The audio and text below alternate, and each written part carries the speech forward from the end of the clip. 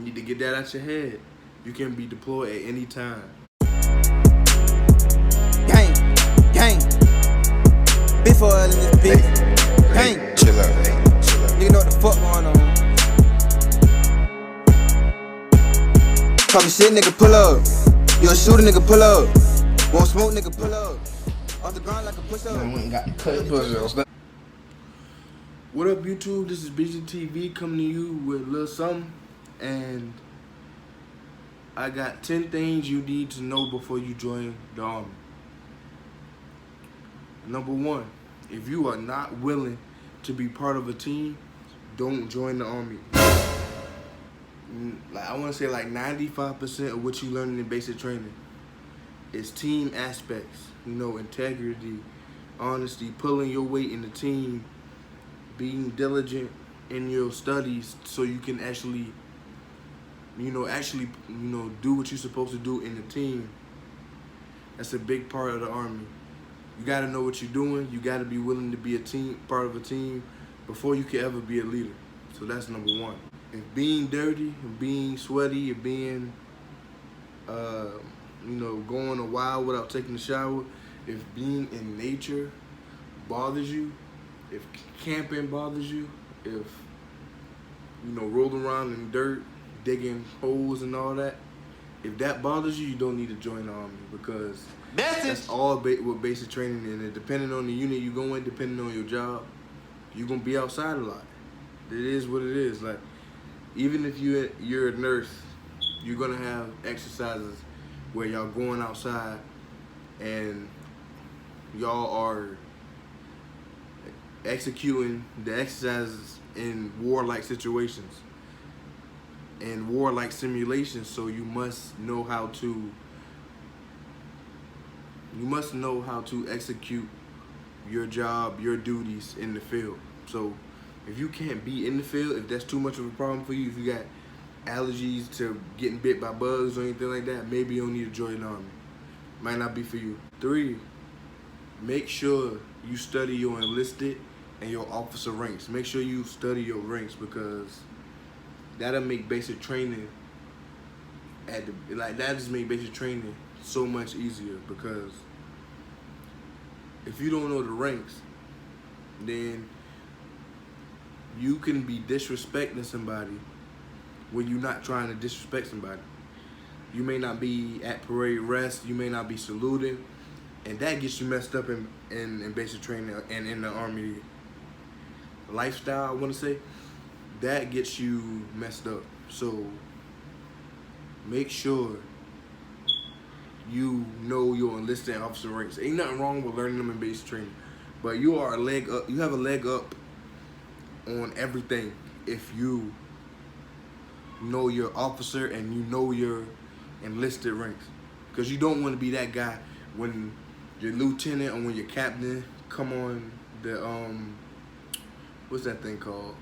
I guess basically when he comes in, when your LT, when he or she comes into y'all area and you don't salute, and you're the one right there, you're the one that saw them, your whole company about to do push-ups. And for making your platoon look bad, your drill sergeant gonna make you do push-ups. And then everybody in your platoon gonna hate you. Now you're dealing with 53 to 55 other guys on your ass. And you don't want that. You don't want that problem. So instead, study your enlisted and officer ranks.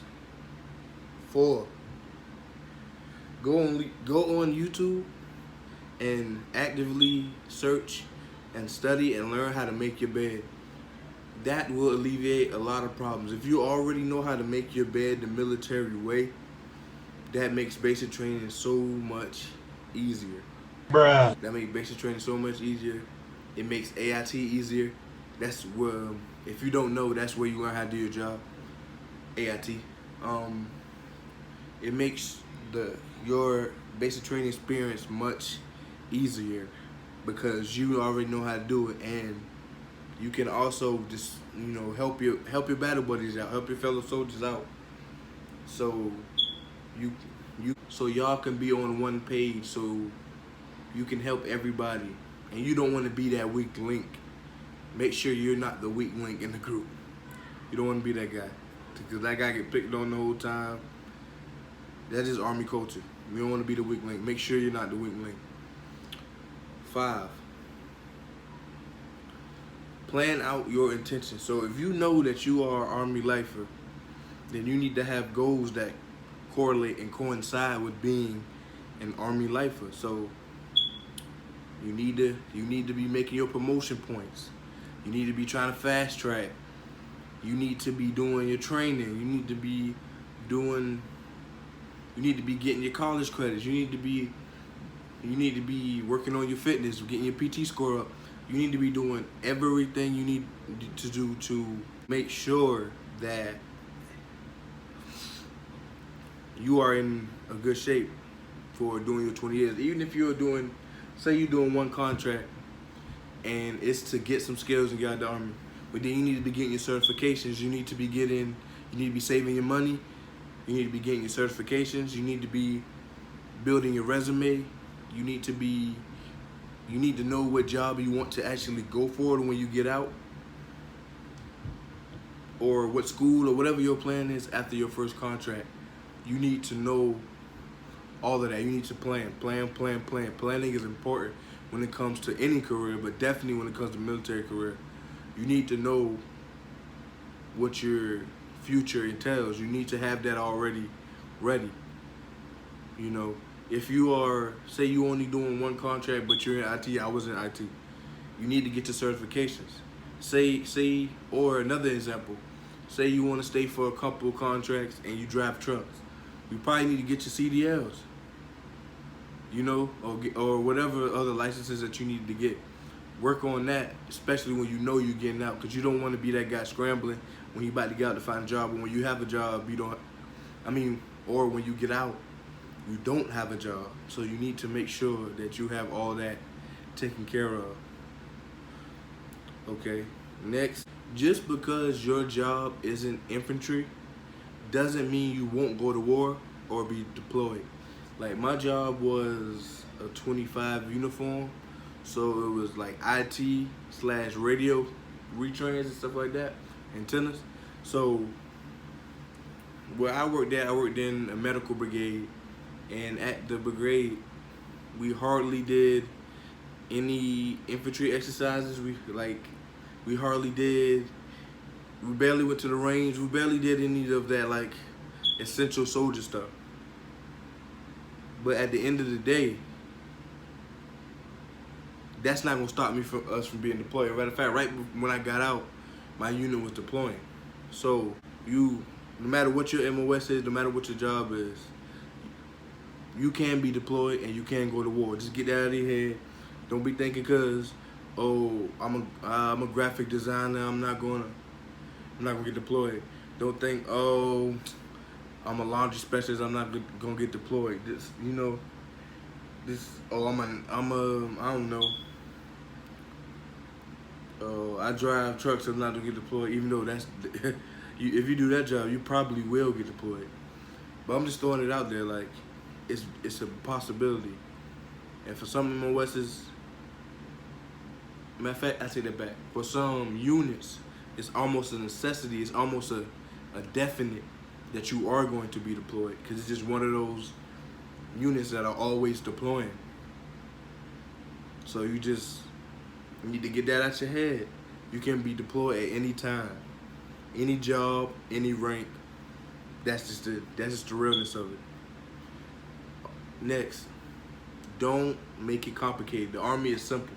They tell you when you need to be at. They make sure you get there. Well, in basic training, they make sure you get there.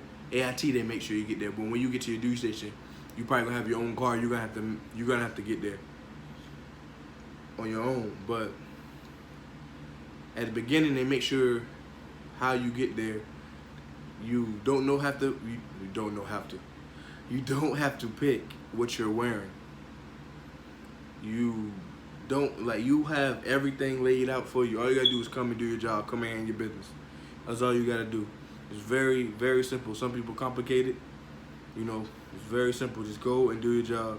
It's when you complicate things is when there's problems. That's usually when there's problems. If you are not in good shape,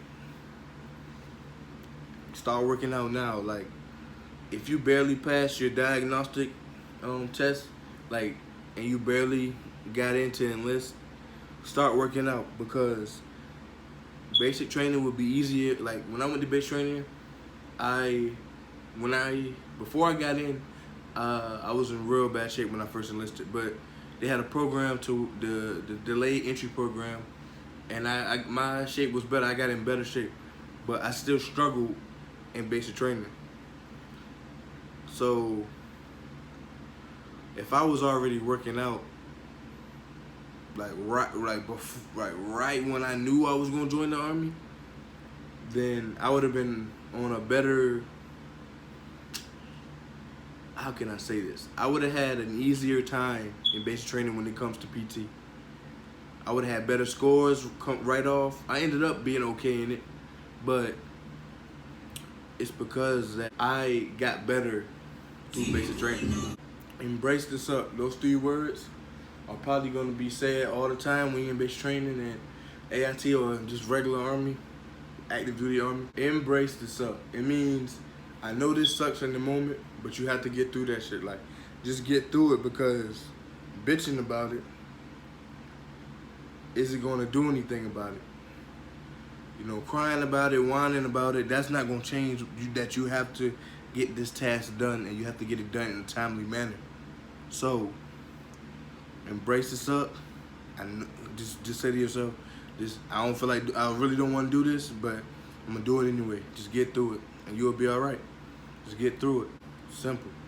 And lastly, but not least, if you are not ready to face your fears, don't join. You ain't ready, because I'm gonna be like me. Like, I had a fear of heights, and we had to propel down the tower, and I was terrified, but I had to get it done, or I wasn't gonna pass basic training, and I did not want to fail that, so I did it. We had to climb these ropes, and then went up real high, and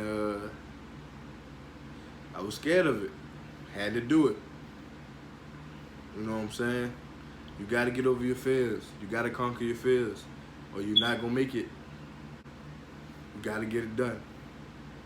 So, this has been the video. Like, comment, and subscribe. All my soldiers that's already been through it, comment what can make my video better. Comment some extra tips below to help soldiers, or all my interested soldiers. You know, it'll keep me honest and make sure I'm doing a good job with these tips. But all in all, this has been a video about Beasley, and I'm out. What? Bro, what are you talking about, man?